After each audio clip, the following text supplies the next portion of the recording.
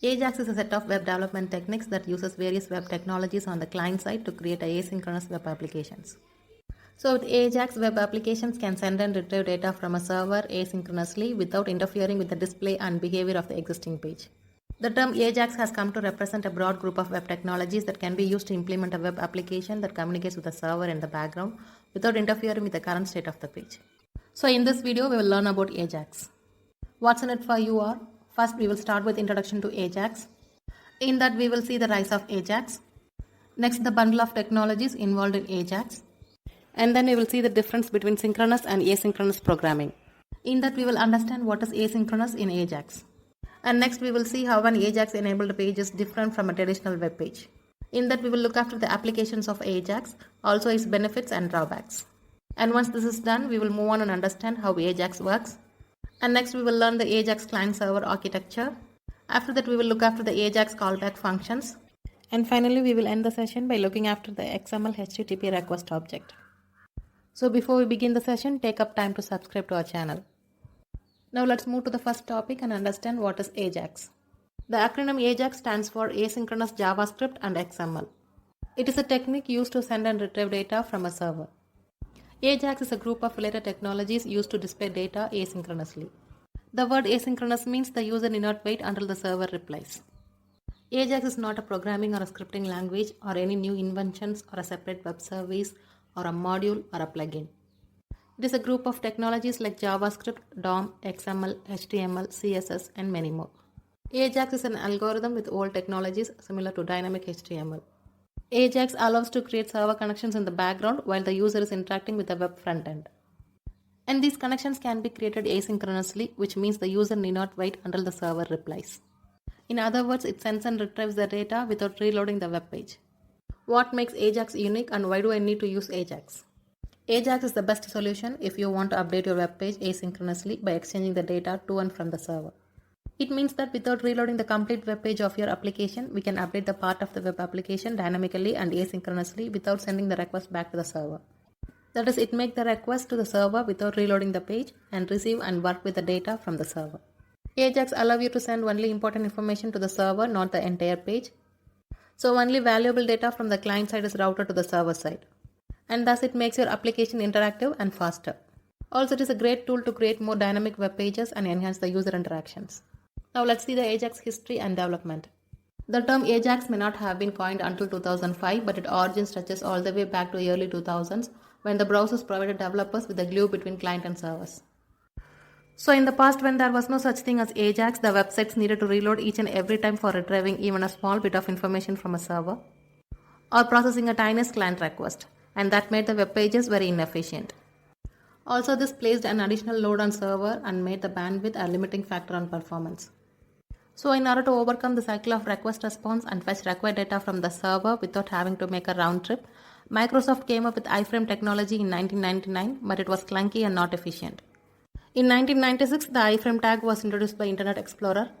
Like the object element, it can load or fetch content asynchronously. In 1998, the Microsoft Outlook Web Access team developed the concept behind the XMLHttpRequest scripting object. It appeared as XMLHttp in the second version of MS XML library, which shipped with Internet Explorer 5.0 in March 1999. The functionality of Windows XMLHttp ActiveX control in IE5 was later implemented by Mozilla Firefox, Safari, Opera, Google Chrome, and other browsers as XMLHttpRequest JavaScript object. Microsoft adopted the native XMLHttpRequest as a model of Internet Explorer 7. The ActiveX version is still supported in Internet Explorer, but not in Microsoft Edge. The utility of these background HTTP request and asynchronous web technologies remained fairly obscure until it started appearing in large-scale online applications such as Outlook Web Access in 2000 and Outpost in 2002. Google made a wide deployment of standard compliant cross-browser AJAX with Gmail in 2004 and Google Maps in 2005. The term AJAX was publicly used on 18 February 2005 by Jesse James Garrett in an article titled AJAX, a new approach to web applications based on techniques used on Google Pages. On 5th April 2006, the W3 consortium released the first draft specification for the XML HttpRequest object in an attempt to create an official web standard. The latest draft of XML HttpRequest object was published on 6th October 2016. And the XML HttpRequest specification is now a living standard. As I mentioned earlier, Microsoft came up with iframe technology in early 1990s. The core of today's AJAX technology is known as XMLHttp object, was first implemented by Microsoft Outlook in 1999. AJAX is a set of web development techniques that uses various web technologies on the client side to create asynchronous web applications. The technologies used in AJAX includes HTML, XHTML, CSS, DOM, XML, JSON, ASP, JSP, XMLHttpRequest, JavaScript. By combining these technologies, web pages appear more responsive since small packets of data are exchanged with the server and the web pages are not reloaded. Now we will see the different technologies used by AJAX. AJAX is not a programming or script language, but it uses other programming languages to make websites responsive. It is a combination of interrelated technologies like JavaScript, DOM, XML, HTML, CSS, and many more. There is a various list of technologies being used in AJAX. We will discuss each of them in detail. First, HTML or XHTML and CSS. XHTML stands for Extensible Hypertext Markup Language. These technologies are used for displaying the content and style the user interface. It is mainly used for the presentation of information. And CSS is to make web pages more interactive. And it is independent of HTML. Moreover, CSS can be used with any XML-based markup language. So HTML and XHTML for main language and CSS for presentation. And next, DOM. DOM is an acronym for Document Object Model. It is an API for accessing and manipulating structured documents. It is a programming interface for HTML and XML documents. It defines the logical structure of the documents and the way the document is accessed and manipulated. DOM is a way to represent the web page in a structured hierarchical way so that it will become easier for the programmers and the users to glide through the document. So with DOM, we can easily access and manipulate the tags, IDs, classes, attributes, or elements of HTML using the commands or methods provided by the document object. So using DOM, JavaScript gets access to HTML as well as CSS of the web page and can also add the behavior to the HTML elements. So DOM is for dynamic data display and interaction. Next, XML and XSLT. XML stands for Extensible Markup Language. XSLT stands for Extensible Style Sheet Language Transformations. XML specifies the structure of a document and it does not specify how to display it. Whereas XSLT is a language for transforming XML documents. So XML is for data exchange and XSLT is for manipulation. With XSLT, you can add and remove, hide and display, edit and rearrange the elements and attributes to and from the XML file. And next, JSON. Many developers have started to switch to JSON as it is more similar to JavaScript.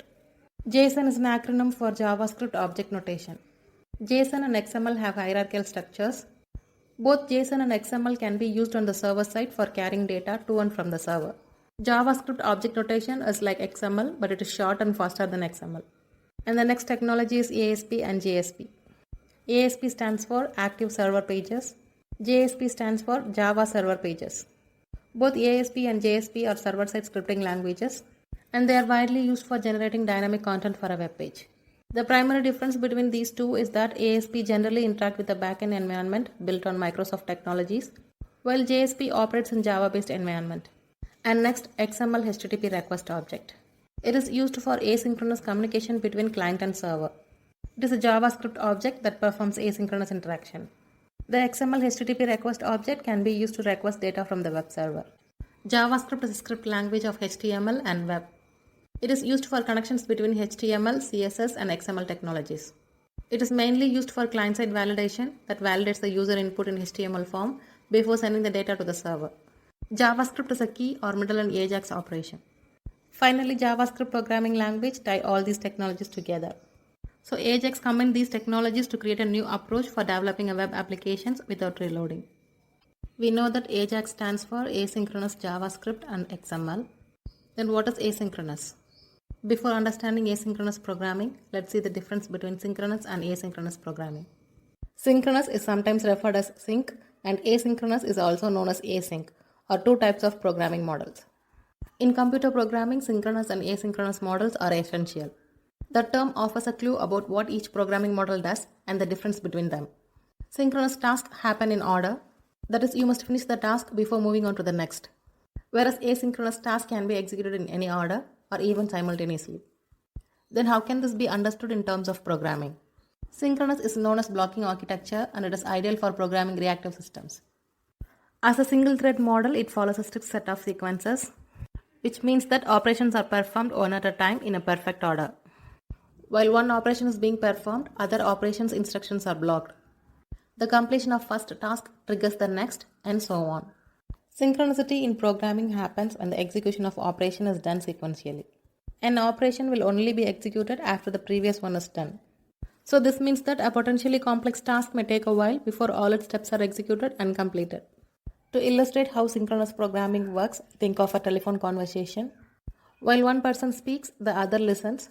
When the first person finishes, the second tends to respond immediately. Asynchronous programming is a multi-threaded model that is most applicable to networking and communications.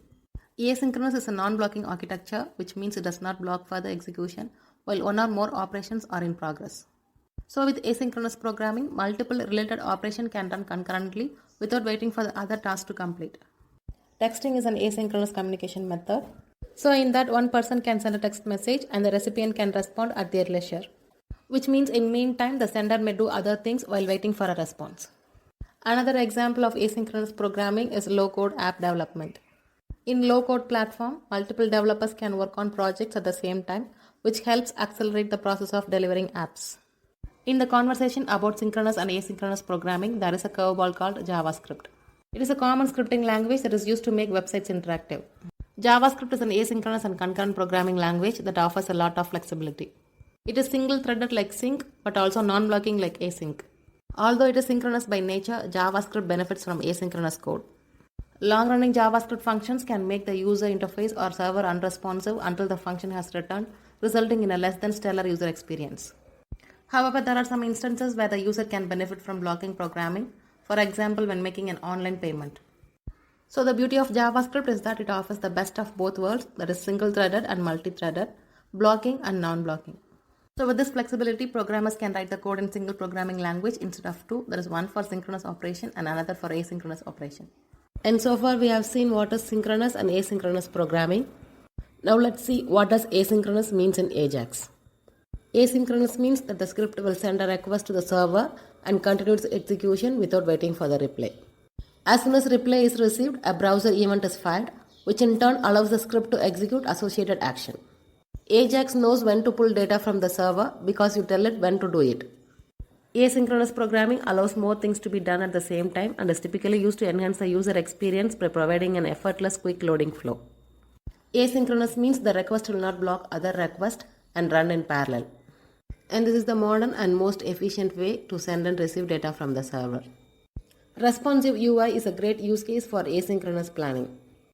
Take for example a shopping app. So when a user pulls up their order, the font size should increase. So instead of waiting to load the history and update the font size, the asynchronous programming can make both actions happen simultaneously.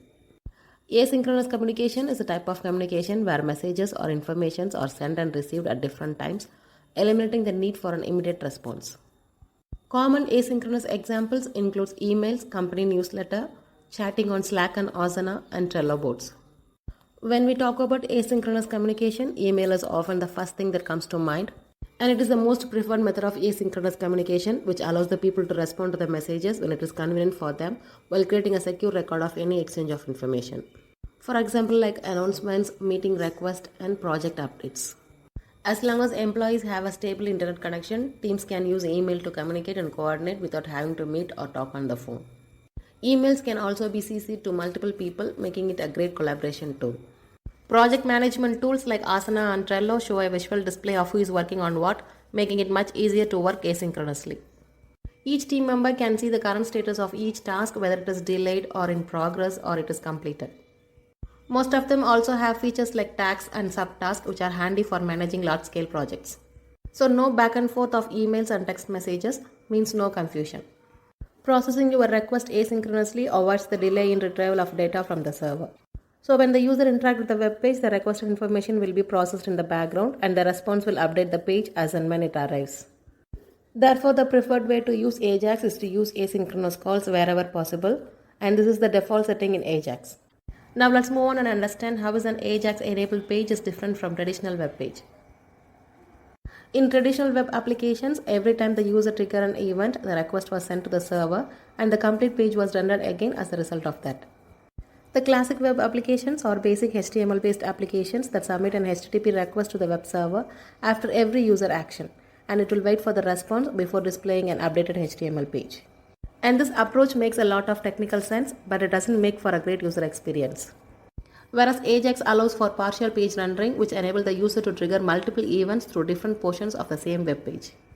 In AJAX web model, the user requests a new content using XMLHttpRequest, and the respective content and objects will be retrieved and displayed dynamically. An AJAX application introduces a layer between user and the server, which comprises of AJAX engine. And this eliminates the ad hoc interaction between the client and the server and makes the application more responsive. A browser loads the AJAX engine instead of web page, and then it communicates with the server on user's behalf, as well as it provides the user with an interface. As the communication with the server in AJAX is asynchronous, the user doesn't have to wait for a server response. Now we will understand the workflow of traditional web development mode and AJAX development mode. First, we will see the traditional web development mode workflow. The traditional web development model is a synchronization concept. The user must wait for each request. When a request completes, a new request is made before the result is used. For example, when a user requests an article, he will definitely read the article before going to get the other data. Otherwise, the current article page will be refreshed. And it is a completely a request refresh response model. And the user can only wait for the completion of the user operation. And if the operation is completed before submitting the next request, the user behavior and the server behavior is a synchronous relationship. And in this figure, you can see the full page is refreshed at the request time, and the user is blocked until the request is completed. And next, the AJAX flow. The AJAX development model is an asynchronous concept. This means that the client and the server do not have to wait for each other, but rather do a concurrent operation. Here, the user can continue to work on the current job, including browsing or submitting information after the request is sent again. After the server response is complete, the AJAX engine displays the updated data to the user, and the user determines their next behavior according to the response content. And in this model, we have an extra layer called AJAX engine. The AJAX engine or JavaScript interpreter enables the user to interact with the web applications independent of HTTP transport to and from the server by rendering the interface and handling the communication with the server on the user's behalf. And there are some reasons why AJAX is so important. Developers can now use AJAX to auto-reload web pages with recent updates so that the user can remain up to date with the current information. AJAX increases efficiency by ensuring that your data is safe as it communicates securely with your server. It also provides a server and client interface experience to ensure secure connection. AJAX is an open source web development program, which means the web developers can easily access and modify it to improve the functionality and efficiency of your application. Now let's see where AJAX is used. AJAX is used virtually in every modern web applications. A familiar example of AJAX-based web application is Google Suggest. So when you type in the Google search, the written words are sent to the server and the suggestions are loaded in the dropdown without reloading the entire page. So the Google autocomplete feature offers the keyword suggestion, helping the user to complete their search query when typing into the search bar. The changes will happen in the real time, but the web page remains the same. And next, the voting and rating systems. Have you ever done online voting? Or have you ever rated a product you bought online? In that case, once you click a rate or vote button, the website automatically updates the calculation without refreshing the page. Some websites implement a built-in customer support chat room on their main page. Using AJAX, you can talk with the customer support representative while exploring the website. In that scenario, the web page will not be reloaded every time when you send or receive a new message. Twitter uses AJAX to update their user timelines. The system will request and retrieve data from the server when you post a new tweet. Then it will display the new tweet on the top of the timeline. AJAX has become a vital aspect of modern web application. AJAX has many advantages, but it does also have some disadvantages. And here are some advantages and disadvantages of AJAX. Talking about the advantages, it reduces the traffic between browser and the server. AJAX helps lessen the round trip between the client and the server. AJAX makes the web page interactive and responsive. That is, it is highly efficient and fast for responsive web applications in e-commerce and other online platforms. It allows JSON and open source JavaScript libraries like jQuery Prototype for development. And next, it is independent of server technology. Here the data is fetched using XMLHttpRequest object. That is, the data is sent and retrieved and stored in XML, which is fetched from the server. Many open source toolkits and libraries are available to provide the cross-browser support for AJAX-based interactions. Talking about the drawbacks of AJAX, it is not well integrated with any browser. That is, the browsers with JavaScript turned off won't be able to render AJAX websites. For security reasons, you can only access the information from the web host that serves the pages, whereas fetching the information from the other server is not possible with AJAX. The AJAX based application is that they require increased communication between web browser and web server. So this may result in application degradation, which cause too many web server connections or too many packets traversing the network or connection limitation implemented by the browsers. AJAX is an extra abstraction layer which will complicate the design and development. AJAX based web pages are not indexed for search, and it is open source. View source is allowed and anyone can view the code source written in AJAX, which makes it less secure compared to other technologies. And next, the user will find it challenging to bookmark a specific state of an application due to the dynamic web page. That is, the data of all requests is URL encoded, which increases the size of the request. And so far we have seen the basics of AJAX. Now let's move to the core topic, how AJAX works. To understand the working of AJAX, it is important to remember that it has two key components, that is web browser and the web server. The conventional web application transmits the information to and from the web server using the synchronous request, which directs the user to the new page with the new information from the server.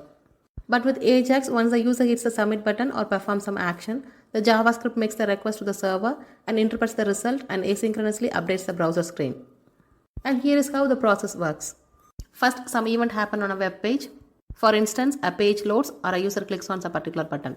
Secondly, the JavaScript creates an XMLHttpRequest object. And next, this object sends a request to the corresponding web server. Then the server processes the request and sends the response back to the browser. And then the JavaScript reads the response. Finally, the JavaScript performs the proper action depending on the triggering event.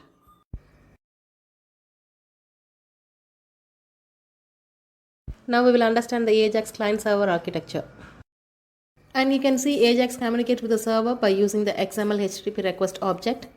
The user sends a request from the user interface. The JavaScript call goes to the XMLHttpRequest object. After that, XMLHttpRequest is sent to the XMLHttpRequest object. At that time, server interacts with the database using PHP, Servlet, ASP, etc. The data is retrieved, then the server sends the data in the form of XML or JSON data to the XMLHttpRequest callback function. Then the HTML and the CSS will display the data on the browser. And here I have given the process in the step-by-step format for better understanding. So the user sends the request from the UI and the JavaScript call goes to the XMLHttpRequest object. Next, the HTTP request is sent to the server by XMLHttpRequest object. After that, the server interacts with the database using PHP, JSP, Servlet, and ASP. And once this is done, the data is retrieved. And next, the server sends the XML data or JSON data to the XMLHttpRequest callback function. Finally, the HTML and CSS data is displayed on the browser. Next, we will see the role of callback functions in AJAX. We know that AJAX is used to create web applications asynchronously. It uses XML HTTP request to transport data to and from the server. AJAX always works on request response, which means AJAX will request anything from the server and the server will give the response back to the AJAX. We have a built-in object of JavaScript known as XML HTTP request to send the request and get response from the server. The XML HTTP request object is a key to AJAX. The XML HTTP request is an API which is used by JavaScript, VBScript and other scripting languages to transfer and manipulate XML data to and from the server. And thereby it establishes an independent connection channel between the client and server using HTTP. The data retrieved from XML HTTP request calls is often provided by backend databases. Besides XML HTTP request can be used to fetch the data in the other formats like JSON or even a plain text. And all the modern browsers support the XML HTTP request object, and it is used to exchange the data with the web server behind the scenes. Which means it is possible to update the part of the web page without reloading the whole page. Callback functions are used to handle responses from the server in AJAX. Then the role of callback function in AJAX comes after getting any responses from the server. Callback function is called on completion of an AJAX request. And we will define what to do with the response that is from the server in the callback function. So therefore the AJAX function is used to handle those responses. The basic building block for callback is XML HTTP request object. There are two types of callback functions, anonymous callback function and named callback function. Here is an example of callback function in AJAX. A callback function is a function passed as a parameter to another function. If you have more than one AJAX task on your website, you should create one standard function for creating XML HTTP request object and call this for each AJAX task. And the function call should contain the URL and what to do on ready state change, which is probably different for each call. And you can see the HTML page contain div section and a button. The div section is used to display the information from a server, and the button calls a function if it is clicked. The function requests the data from the web server and displays it. When user clicks the button, the loadDoc function is executed. The loadDoc function creates an XMLHttpRequest object and adds the function to be executed when the server response is ready and sends the request off to the server. When the server response is ready, the HTML file will extract the data from the XML file, and finally it updates the element demo with HTML file filled with XML data. To start using XMLHttpRequest object, you need to create an instance of it using the constructor function XMLHttpRequest. And here's an example of how to create an XMLHttpRequest object. And this code creates a new XMLHttpRequest object and assigns it to a variable. Once you have an instance of XMLHttpRequest object, you can use its methods and properties to send requests and receive responses. Okay, before sending a request, it is important to set up object properties and handlers. And we will explore this using an example. The XMLHttpRequest method creates an XMLHttpRequest object and also creates a callback function. The callback function contains the code to execute after the server returns a response, and the response is in ready state. After sending a request with XMLHttpRequest object, you can handle the server's response using the object's event handlers.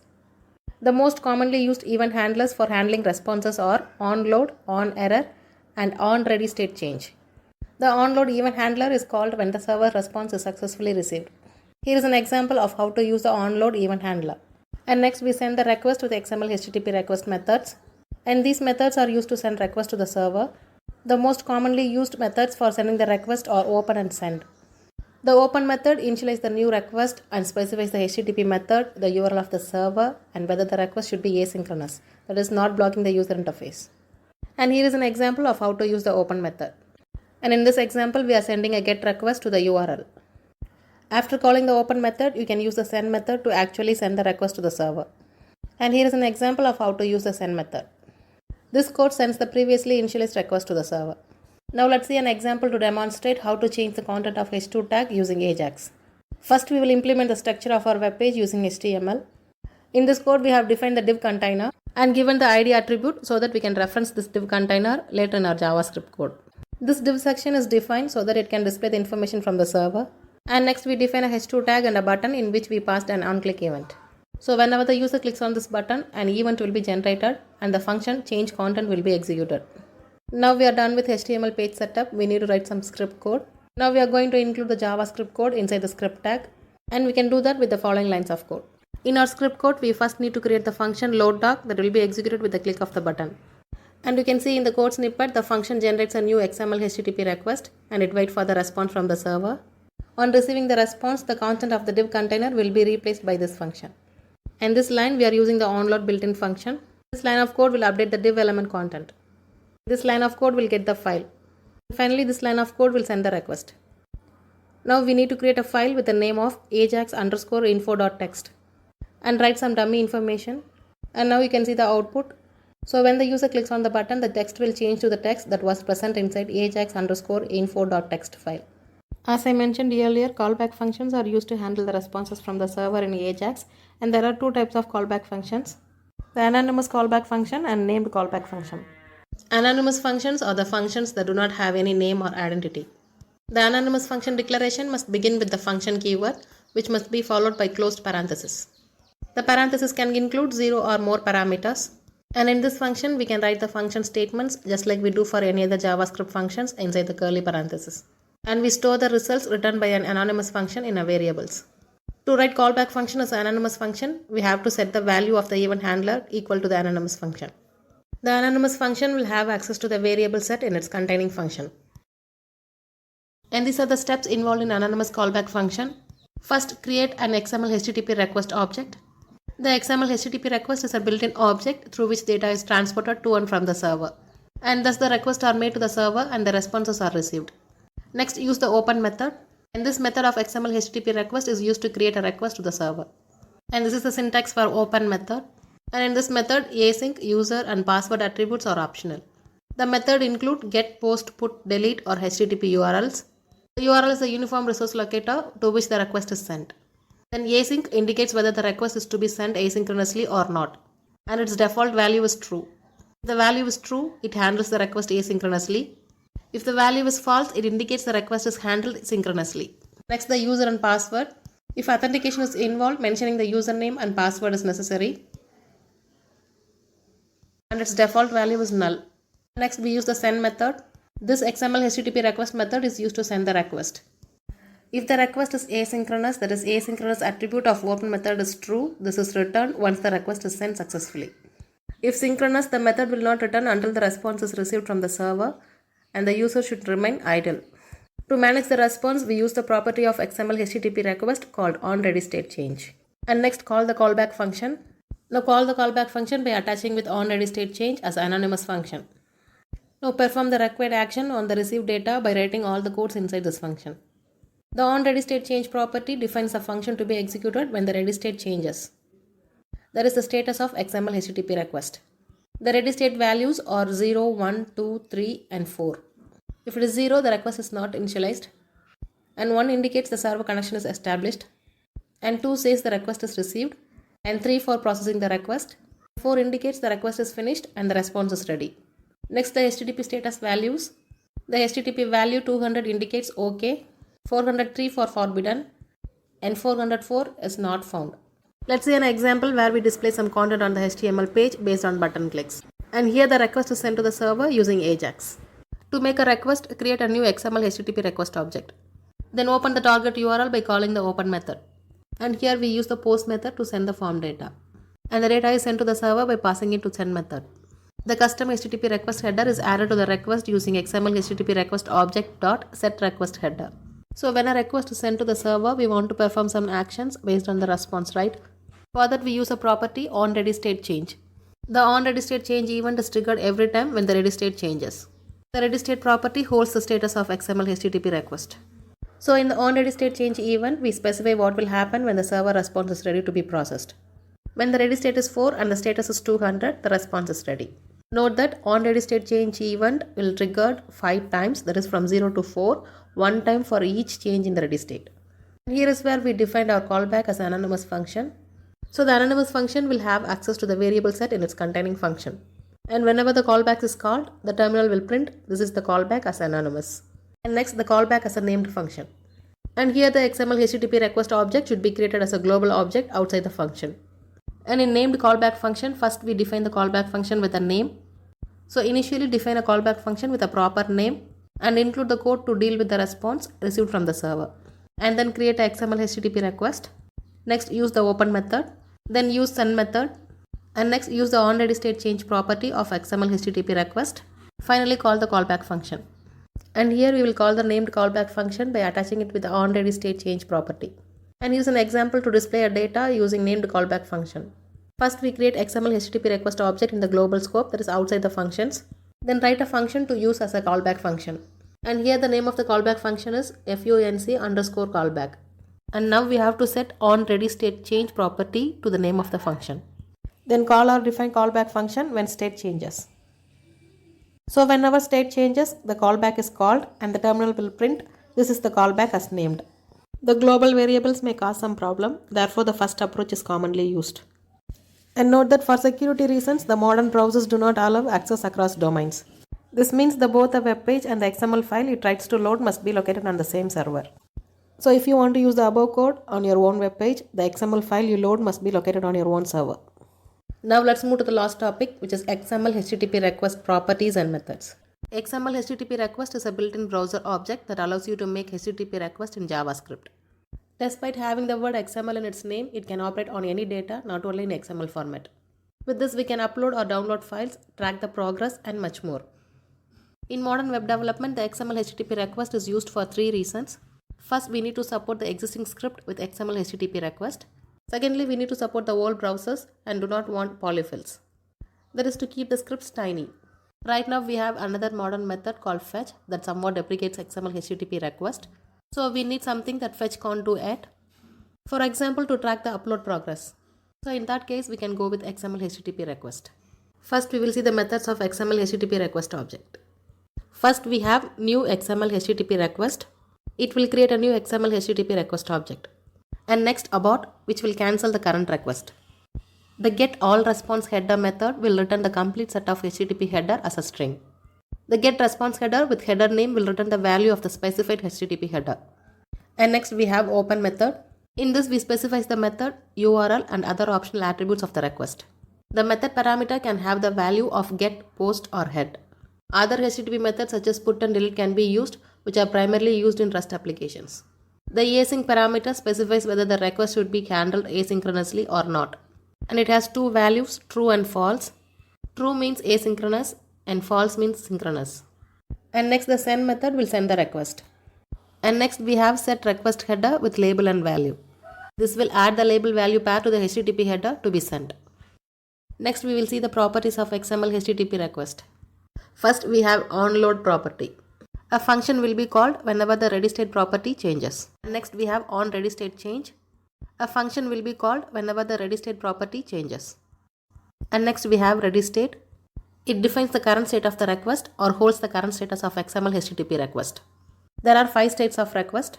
The value 0 represents the request is not initialized. 1 indicates the establishment of server connection. And 2 says the request has been received. And 3 is processing request. And 4 says the request is finished and response is ready. And next property is response text. It will return the data received by the request in the form of string. Next response XML. It will return the data received by the request in the form of XML data. Next property is status. It will return the status number of the request.